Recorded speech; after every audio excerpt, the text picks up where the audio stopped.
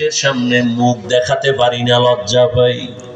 যেই সন্তান মা বাবারে ভয় করার কথা, এখন উল্টা মা বাবা সন্তানের ভয় করে, কারণ এতটাই বেয়াদব। যেই ছাত্র শিক্ষকের ভয় করার কথা, ওই শিক্ষকের এখন ছাত্রকে ভয় করে, কারণ ছাত্র চূড়ান্ত বেয়াদব। তোমার কপাল কত খারাপ!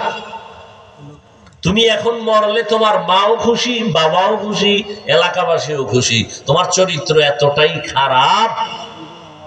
তাহলে তুমি 30 বছরে কি কামাই করলা? সবার বরদোয়া। এই তোমার জীবনের কামাই 30 বছরে। বাকি জীবনে কি করবা আল্লাহ জানে। অথচ আল্লাহ তোমার ভেতরে এত গুণ রেখেছেন, তুমি একটা যুবকের দ্বারাই সম্ভব গোটা দুনিয়াটা নিয়ন্ত্রণ করা। ইহুদি বেঈমানের বাচ্চাগুলো যদি গোটা দুনিয়াটাকে কন্ট্রোল করতে পারে, তুমি রসুলের শ্রেষ্ঠ উম্মত হয়ে কেন পারবা না? তোমার মধ্যে সে মেধা আছে, মেডিসিন আছে, কিন্তু কাজে লাগাও নাই।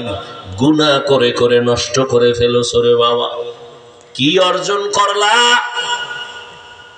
ও যুবক?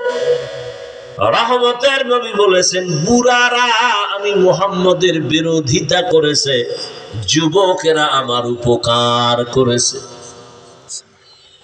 তোমার মতো যুবক স্কুলে পড়ে, কলেজে পড়ে, নামাজ ছাড়ে না, দাড়ি কাটে না, যাও ঢাকা কলেজে যাও, জাহাঙ্গীরনগরে খবর নাও, সলিমুল্লাহ হলে গিয়া দেখো, মাথায় পাগড়ি, লম্বা দাড়ি, লম্বা জামা, মনে হয় যেন বাইতুল মুকাররমের খতিব। জীবনে মাত্র